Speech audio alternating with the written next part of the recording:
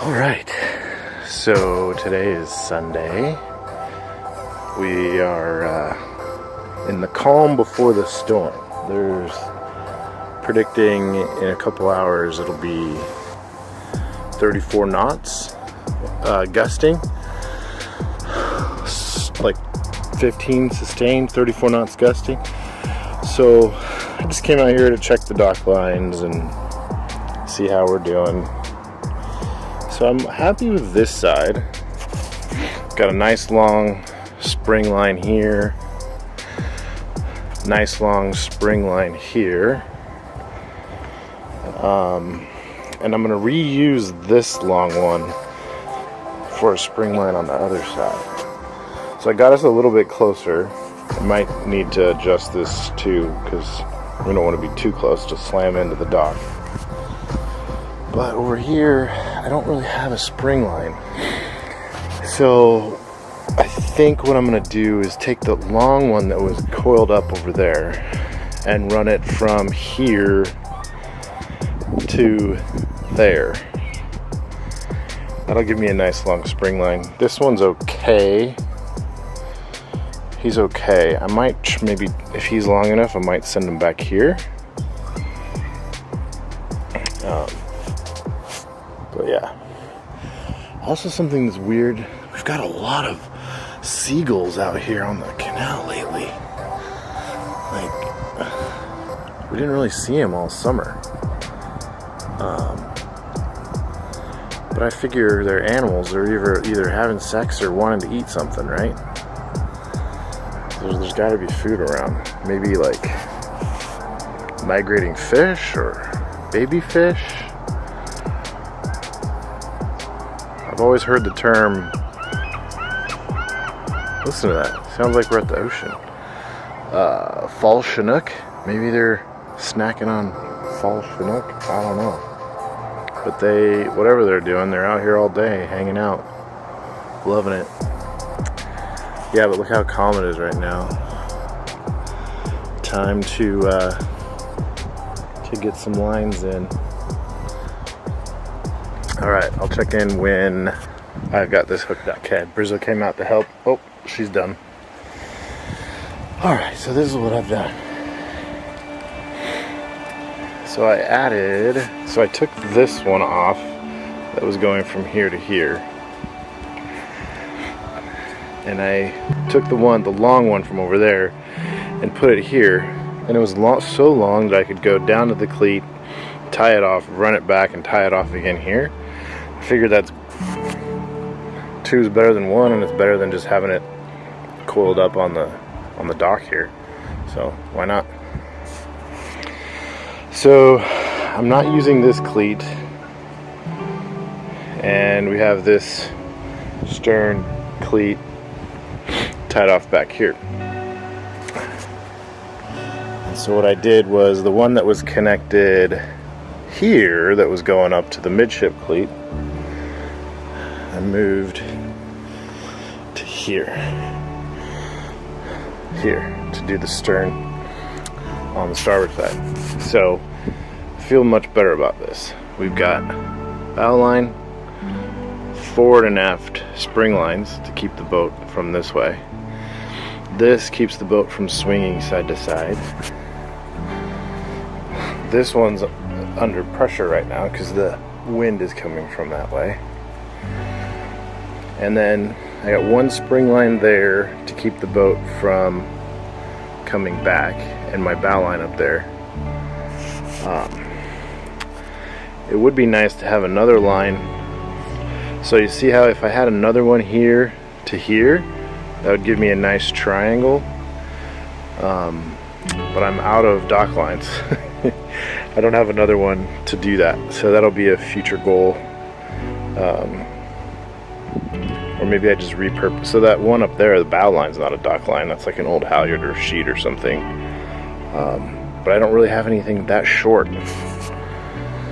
I've got plenty of line, just way too long.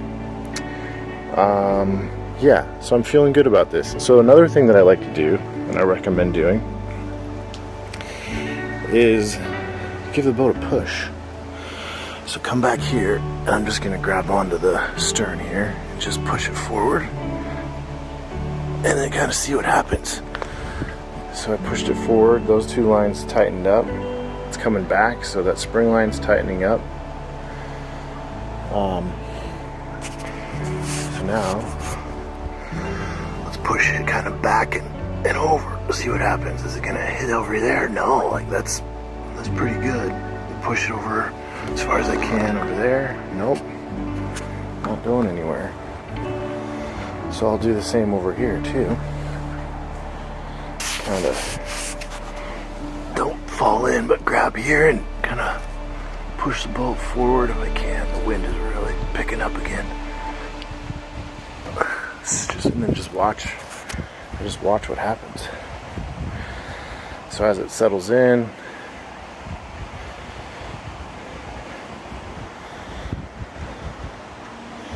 so the boat, because the way the wind's coming, it's going to tighten this, and it's going to tighten this. It's looking pretty good.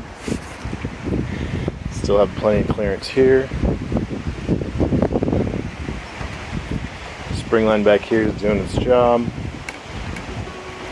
So the boat is blowing into the dock, and that's doing okay. Yeah, this feels good. So just one thing for the to-do list is cut some line to go midship down to here. That'll be another project, but for right now this is definitely fine. Oh, and the other thing I need to do, so story time.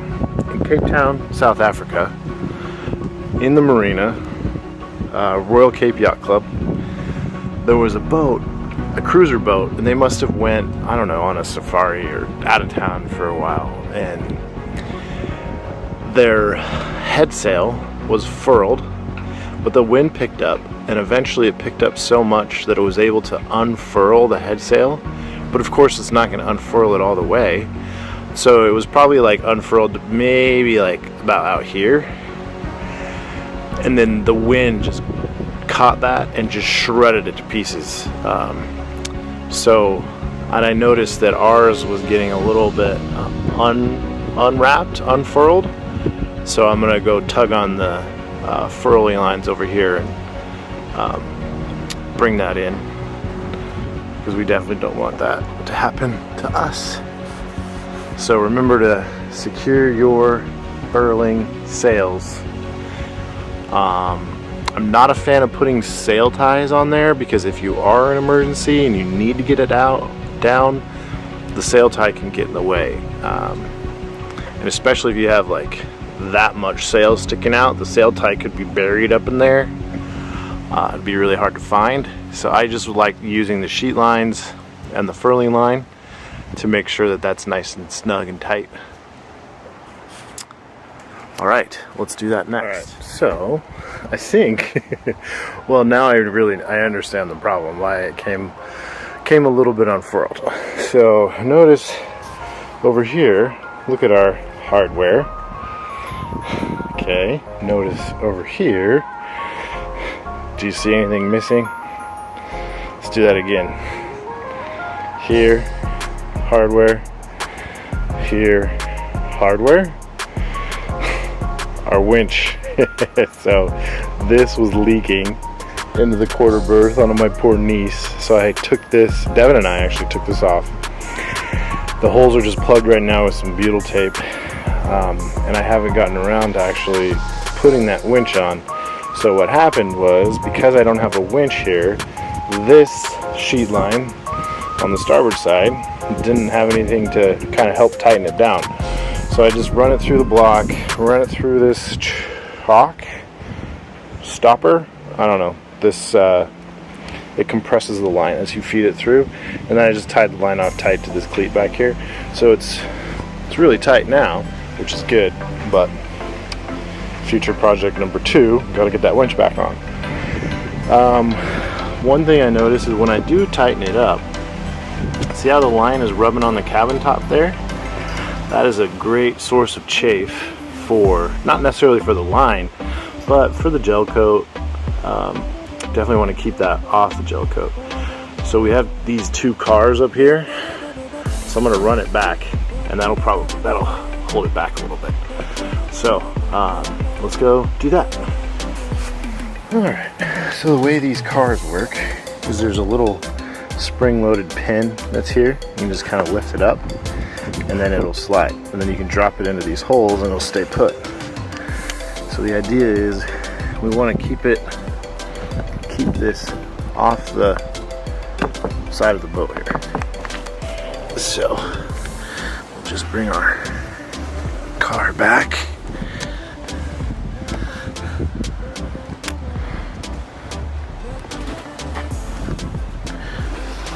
There we go. Kind of lock that in place. And there we go. The sheet line is off the side of the boat. Oh, so yeah, let's view that from this angle, because I think you'll be able to see it pretty well. So before, the line was rubbing up against here, but we scooted this car back, and now the line is nice and safe away from anything other than the car, which is supposed to run through. This block, this thing, cleated off, so and it's nice and tight. So that's good. Cape Town accident avoided. Now let's go look over here. We've got a similar issue with the port side sheet line. So it's gonna rub against that port light there, cabin top. Over time, it'll just cause a rub mark, and those are hard to get out of gel coat, aluminum, stuff like that. So we'll just do the same thing. We'll take that car, scoot it back, and that'll keep it off of the cabin top. Let's go do that. Other side of the boat here came forward a little bit, and you can still see how the line is going to rub on the top side there, or the cabin top side, coach roof side. Anyway, so same story. Lift our car, pin, slide it back, and as we slide it back, you can see how that line just kind of peels away from the roof, and then find a hole for it to snap in. Nice and free, and not going to rub up on anything. It's still nice and tight. Very good. So I'm feeling good about the boat. Got our head sail nice and tight. Got our dock lines nice and tight. Spring lines on. Not too tight, your dock lines. You don't want to crank them down. You want some slack. It's better for the hardware on your boat, and better for the hardware on the dock. Especially through here when this is a pretty busy channel. We have boats coming in, recreational and commercial. Big barges full of sand and rock come down, and they cause a lot of wake. And so, the wake will come this way, and it'll bounce the boat around and bounce the docks around. So you don't want your tog lines too tight. In fact, if you have them a little bit looser, it kind of helps with the springiness. And then, of course, if they're too tight, they're tugging on your cleats, and then over time, that little tug motion over time will start loosening it up, and then you have a chance for water ingress, and you got to rebed your hardware. So keep them a little bit looser, and then it's also nice for the dock too. Okay, so I feel good about the boat. Now let's make sure our little seating area out here is a little secure. So, sad news is the table we made, it's already delaminating, so water got under here, and it's just pulling right off. So that's not good. But this guy's going to go inside. We don't want him to blow away. And then this sign will go inside because we don't want him to blow away. And then after that, our wind precautionary measures I feel pretty good about. So we'll take care of these last two things and then go down below and buckle up, warm up, and ride it out. Alright, so it's hailing too. This is why we tied down the dock lines earlier. Pretty impressive.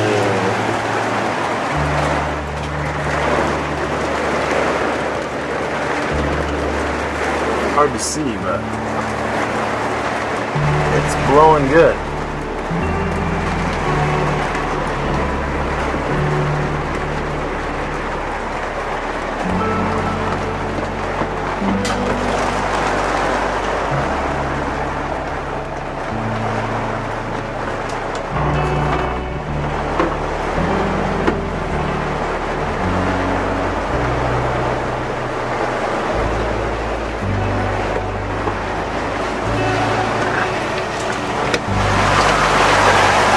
Oh yeah.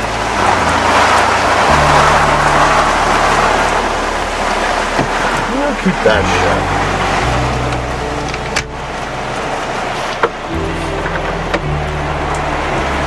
Oh, Bella's a scared girl. It's okay, baby. The resident beaver. Just swimming around. I've never seen a beaver this close. Just swimming around.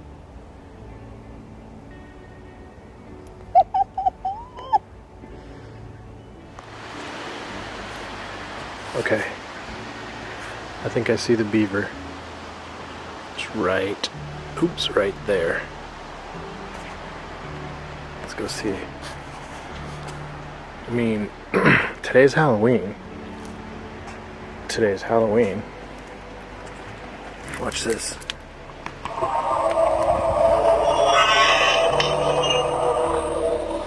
So, either that's a very, very good Halloween costume, or that's a beaver.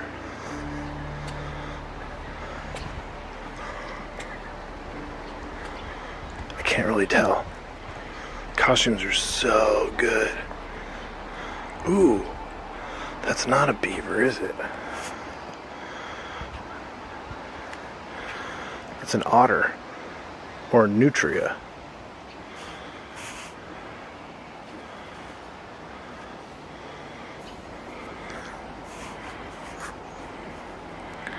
I'd be a horrible nature TV show host.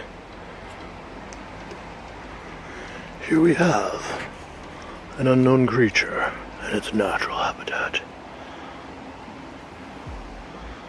Don't even know what it is.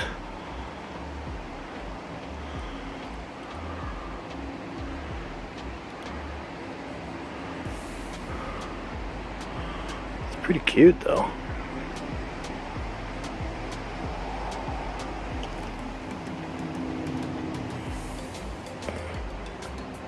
He doesn't have a beaver tail. So I'm thinking it's a nutria.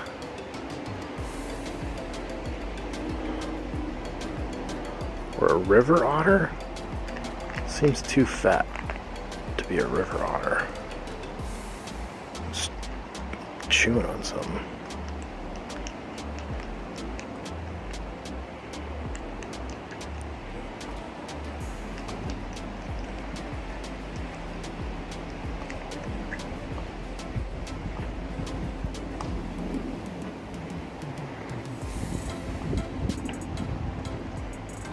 Man, costumes these days are good.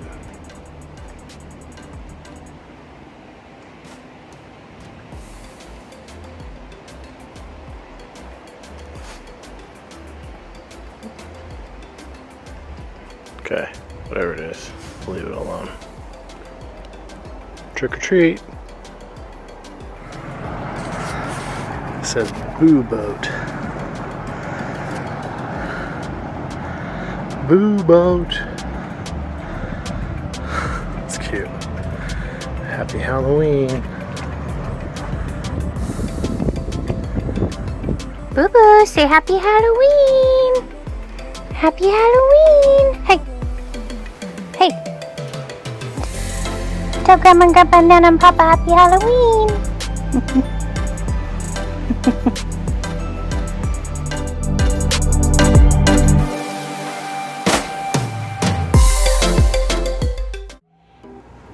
All right, so today's project that's perfect for a kind of a wet fall chilly day is replacing the bilge pump switches.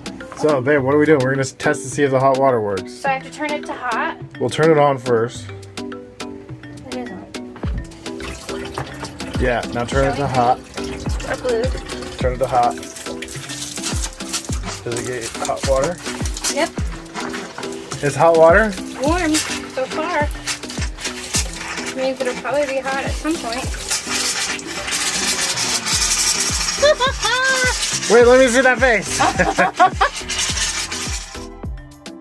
Please remember to like, subscribe, and hit that notification bell so you don't miss an episode.